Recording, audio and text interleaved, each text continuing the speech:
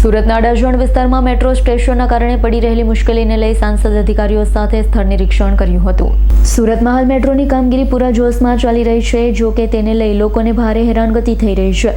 સુરત લોકસભા સાંસદ મુકેશભાઈ દલાલ અડાજણ બદ્રીનાથ મંદિર ખાતે બની રહેલ મેટ્રો સ્ટેશનના કારણે પડી રહેલી સોસાયટી લોકોને મુશ્કેલી બાબતે મેટ્રો તેમજ સુરત મહાનગરપાલિકાના અધિકારીઓ સાથે સ્થળ નિરીક્ષણ કર્યું। તેમની સાથે મંદિર તેમજ સોસાયટીના સભ્યો, કોર્પોરેટર અને પ્રમુખ મહામંત્રી હાજર રહ્યા।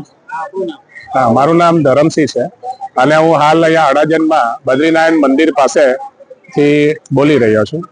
હવે અહીં સમસ્યા એ છે કે બદ્રીનારાયણ મંદિરને અડીને મેટ્રોની લાઈન પાસ થાય છે। હવે મંદિરના 3 રસ્તા પાસે જનક પાર્ક સોસાયટી છે, જેમાં અમે છેલ્લા 35-40 વર્ષથી રહીએ છીએ। હવે અહીંના 3 રસ્તા ઉપર મેટ્રોની લાઈનનું સ્ટેશન બનવાનું છે અને મેટ્રોના અધિકારીઓ એ 3 રસ્તા પાસે રોડની વચ્ચે ઊભા પિલરો અને એસ્કેલેટર, અવર જવર માટે મેટ્રોની ઇલેક્ટ્રોનિક્સ એસ્કેલેટર અને દાદરનું પ્રોવિઝન માટે માર્કિંગ કરી રહ્યા છે।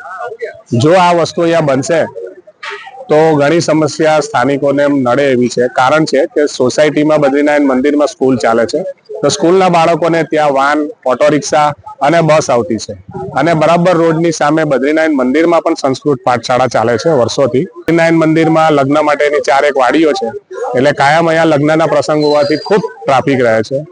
જો આ એસ્કેલેટરના દાદર બનશે અને મેટ્રોનું, તો સ્થાનિકો હેરાન થઈ જશે। અહીં જે ભણતા સ્કૂલોના જે છોકરાઓ છે તે લોકોને પણ ખૂબ તકલીફ પડશે અને એનું મેટ્રોના કર્મચારીઓ પાસે હજુ એની કોઈ માહિતી નથી કે આનું નિવારણ કેવી રીતે લાવીશું। જેથી અમારા સાંસદ મુકેશ દલાલને રજૂઆત કરી, જે સ્થળ પર આવ્યા છે, મુલાકાત લીધું છે અને મેટ્રોના કર્મચારીઓ સાથે ડિસ્કસ કરી રહ્યા છે કે જેથી કરીને સ્થાનિકોને પણ તકલીફ ઓછી પડે। તકલીફ પડશે, ડેમો બતાવવાની વાત કરે, હા, તો તમારી શું માંગણી છે? તકલીફ પડે